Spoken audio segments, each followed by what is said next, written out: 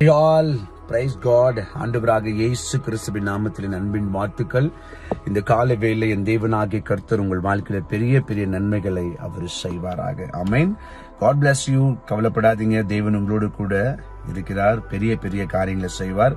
மனம் கசந்து அழுவாதீங்க. கர்த்தர் உங்களோடு கூட இருக்கிறார். உங்களுக்கு பெரிய காரியங்களை கர்த்தர் செய்வார். மகிழ்ச்சியா இருங்க. இந்த கால வேளையில வேதனை, துக்கம், இப்படிப்பட்ட காரியங்களுக்குள்ள நீங்க போகாதீங்க. என் ஆண்டவர் இருக்கிறார், பெரிய நன்மை அவர் செய்வார் என்று சொல்லி அவர் மேல உங்க பாரத்தை வச்சிடுங்க. கர்த்தர் பெரிய காரியங்களை செய்வார். நம்ம தேவனுடைய வார்த்தைக்கு நேராக கடந்து போகலாம். எடுத்துக்கொள்ளுங்க. கூட 21 நாளாகமம் 22:16 வசனம் சொல்லுது, நீ எழும்பி காரியத்தை நடப்பி கர்த்தர் உன்னோடு கூட இருப்பாராக. எத்தனை பேருக்கு புரியுது இந்த வசனத்தோட அர்த்தம் என்னன்னு சொன்னா, நீ எழுந்து எந்த காரியம் செய்ய நினைக்கிறியோ அதை செய், கர்த்தர் உன்னோடு கூட இருப்பாராக. ஆமேன். கவலைப்படாதீங்க. நீங்க அது செய்யலாமா, இது செய்யலாமா, இது பண்ணலாமா, அது பண்ணலாமா எல்லாம் யோசிக்காதீங்க.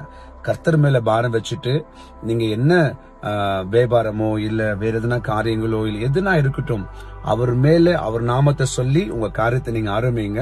கர்த்தர் உங்களோட கூட இருந்து உங்களை ஆசீர்வதிப்பார். நீங்க எதை குறிச்சு கவலைப்படாதீங்க. ஒரு காரியம் நடக்குமா நடக்காதா, இது ஆகுமா அது ஆகுமா, அதெல்லாம் யோசிக்காதீங்க. நீங்க ஆண்டவரை வச்சு செய்யுங்க. அற்புதமா ஆண்டவர் நடத்தி கொடுப்பார். இந்த கால வேளை நான் சொல்லட்டுங்களா, நடக்க முடியாத காரியங்களை இன்றைக்கு இந்த புதிய நாள்ல கர்த்தர் உங்களுக்கு நடத்தி கொடுக்க போகிறார்.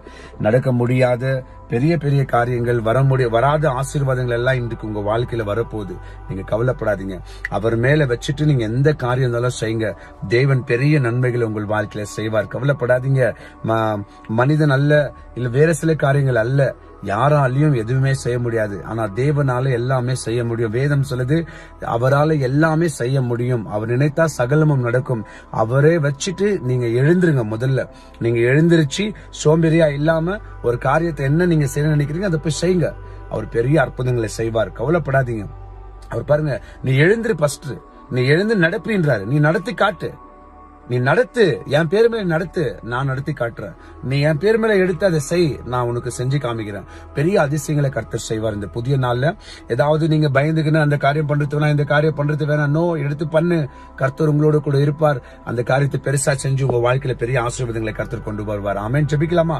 பரலோக பிதாவே, என் தேவனாகிய கர்த்தாவே, நன்மையும் கிருபையும் செய்கிற நல்ல ஆண்டவரே, இந்த அன்பின் வார்த்தைக்கு நன்றி. இயேசுவின் மூலம் ஜெபிக்கிறோம் பிதாவே. ஆமென்.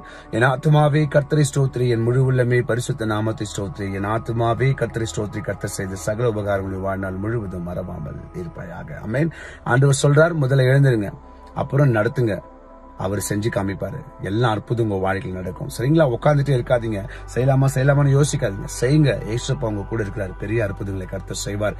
அவரை முன்ன வச்சு செய்யற எல்லா காரியங்களும் நன்மையாக மாறும். இயேசுவின் நாமத்துல நம்ம மீண்டும் நாளைக்கு சந்திக்கலாம். அதுவரை கர்த்தர் உங்களோடு கூட இருப்பார்.